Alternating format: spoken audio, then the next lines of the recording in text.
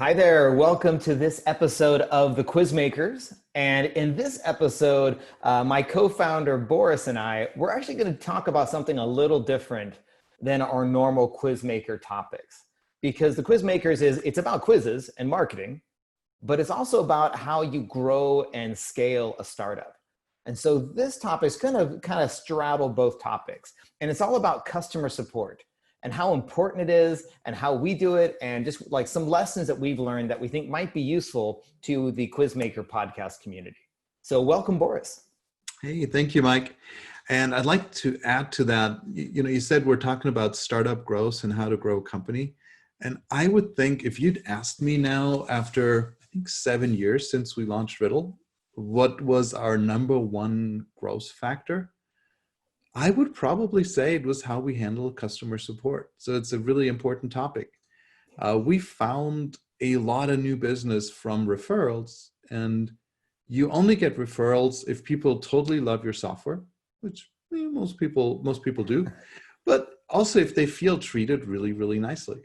If you think about it, if you go to a nice restaurant that serves really good food, but the waiter was rude, you're not going to tell your friends to go there. Yep, no, that's definitely true. But if you are treated as a human, you don't get a bot, you just get instant live human contact. Wow, that was great. Yeah, so let's take a quick look into kind of how we got there. So we started our Quizmaker Riddle.com about 6-7 years ago. My, how time flies. And when we started, Boris, you and I had a chat about how do we want to handle customer support. And you and I both, yeah, we had a bit of history, right? We set up a very large support team for one of the leading game companies in the world to handle all non-English speaking support from a European call email center. It was a challenging exercise. And the mandate was a little different than what you would think. Right? The mandate wasn't help people. The mandate was keep people away from the engineers and disencourage people from contacting customer support. It's probably what you experience if you call your cable provider or your phone company. Yes. Most of the time, at least. Yes. So the support agents weren't super motivated because they knew they couldn't change anything.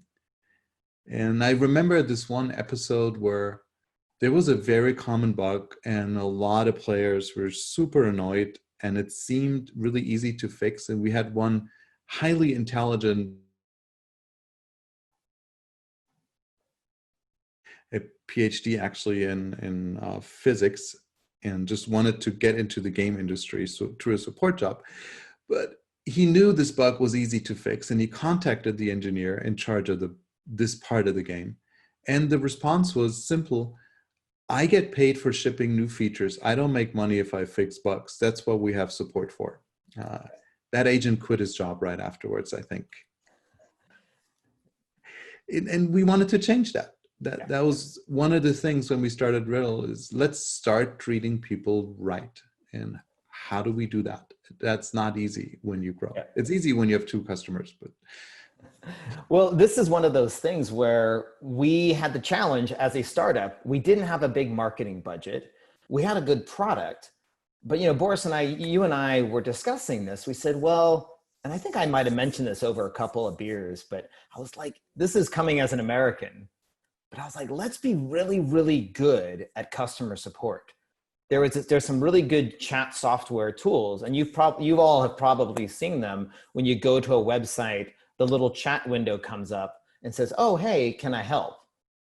And I was, because we were small, I was like, let's answer everyone fast, really quickly, and give them really, really good service. And that's kind of how we started. And we always decided, let's do it without a bot while we're awake. We can't be up 24/7. We're both in Europe, which makes it harder. But we try to be online from the time we wake up till we go to bed. So if you chat with us at night, you may get a reply from a pub, actually, or a soccer coach. Well, and actually that segues nicely because, so again, as growing a startup. So as we went from 5 customers, 10 customers, 50 customers, We are constantly talking with them. And I actually got to meet this Danish customer of ours. And I went in to meet them personally. And they said, "Oh, Mike, you're a real person. We thought you were a bot because you're so fast to respond." I was like, no, this is us. We are doing personal replies all that time. But this level of support is really good because although it distracts us as founders from doing kind of other projects, we're constantly learning what our customers need and want. Are there bugs? Are there features? Should we pivot the product to go and adjust for new trends? So if you're looking to grow your company, there is a bit of a distraction element to it, but the benefits are so powerful. And you may think, how can I handle this when I grow to thousands of customers? And I have to say that was my main worry. And initially, I constantly questioned Mike, like, do we really want to keep doing this? I think we found a really good way to scale, which essentially is, if you get the same question more than 2 or 3 times, the answer is not to write a bot or auto reply. The answer is to fix the underlying problem. Yep. Yeah. And so the number, like we were just discussing this before our podcast, but although our business has grown tremendously, the number of customer queries has stayed relatively flat. So we've either fixed bugs, improved the user interface to make things more understandable and intuitive. So that solves the problem in a very pain-free way. And also we provide better help documentation and on all that stuff. So every time someone asks you a question, and if it keeps happening, it's not the customer's fault. It's you're saying, okay, we need to change something. And also, this is a good suggestion. If your engineers are up for it, ask them to also help out in support. Because a lot of times, if they get a question, they will answer, but at the same time, they will think about, how can I avoid being in customer support in the future? So they will come up with a fix. Yes. Just not to have to talk to people. That's not true for all engineers, obviously, but for some of them, it's very true. Well, and that actually leads to, we came across a really cool blog post by a company called Zapier. And at Riddle, we use Zapier because Zapier connects Riddle to MailChimp, Google, all these different email marketing tools. But Zapier has a policy where everyone from managers to engineers to marketing people, they all spend 10% of their time handling customer support. And it's for that same reason of it gets visibility into what's happening, what are people complaining about, and for engineers, can I just fix this? This is so much easier. And if you want to do this for your own company, there's one side, you have to decide that you want to do it. And if you're the founder or CEO, the best thing is you should start leading this exercise and doing it yourself. And then you need the tools. There are a couple of them. Whatever you pick, make sure it has a mobile app. Yes. It makes answering from a pub or restaurant much easier. And don't be ashamed actually to tell customers, hey, it's 10 o'clock at night. I'd love to help, but I'm only on my phone helping you from a pub. I need to get to my laptop to answer this question. Can I come back to you later tonight or tomorrow, depending on the amount of alcohol you're consuming? Tomorrow may be better. Customers react super positively to that. We've never, ever heard anyone say, oh, that's very unprofessional.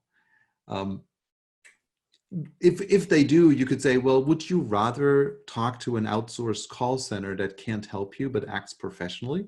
Yeah. Or talk to a founder that's honest, saying, I'd love to help. This particular problem, I need my laptop for, I'll help you tomorrow. Trust me, we've never heard any kind of complaint about that level of honesty. On the contrary, people totally love it. They feel treated really, really well, and they happily wait for a day.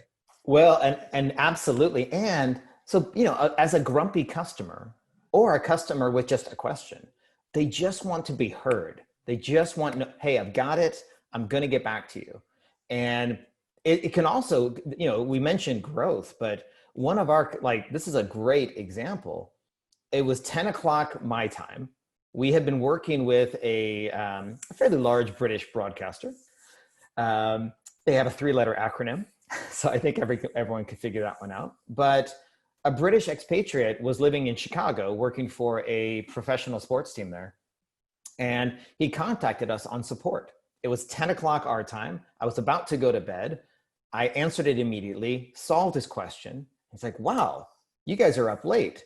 He was really happy, started using it. His other teams in the same industry spotted it, started using it because of that. So company A got company B, got sports organization company C. That string of word of mouth all came about through customer support. So if you're a small to medium company and you're looking to grow, the power of word of mouth marketing through really effective customer support, we cannot recommend this highly enough. And if you plan on doing this, look for a software that allows you to put a chatbot on the site. There's tons of them.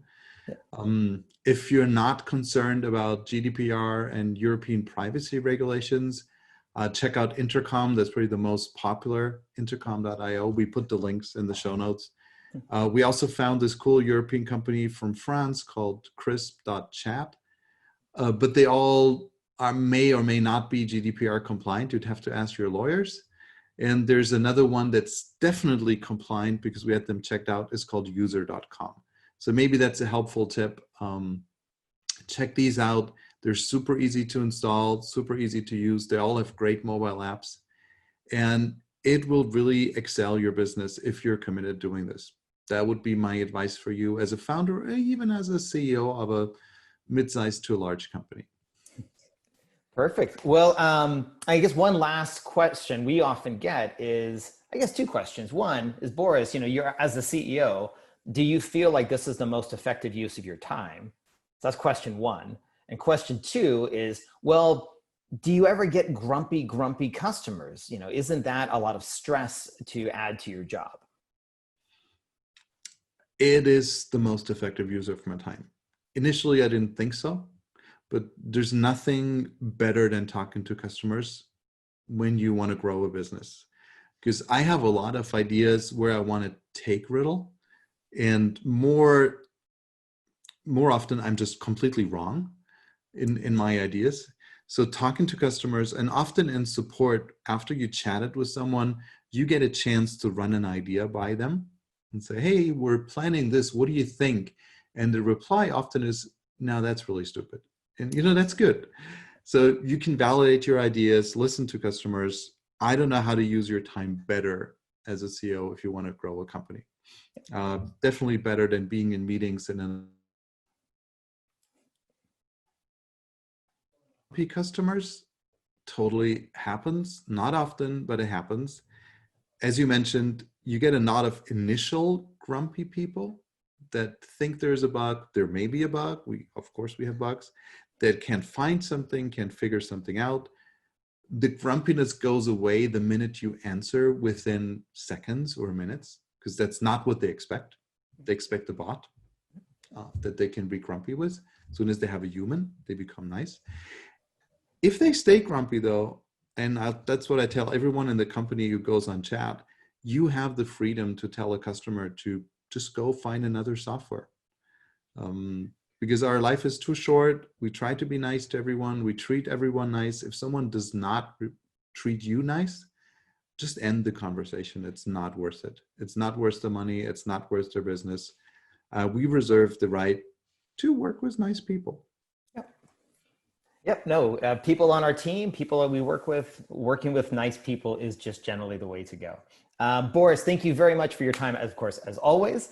Thanks to everyone who's been listening to our chat. And yeah, just hope this helps out if you are looking to tackle the next big challenge of customer support. Thank you, and we will talk to you again in the next episode. And I do challenge you to go to riddle.com, open the chat box, and see if Mike or Boris answer faster. Whoever answers fastest at the end of the month, has the most replies, owes the other one a beer. So make me win. Thank you all. All right. Thanks, you. Mike.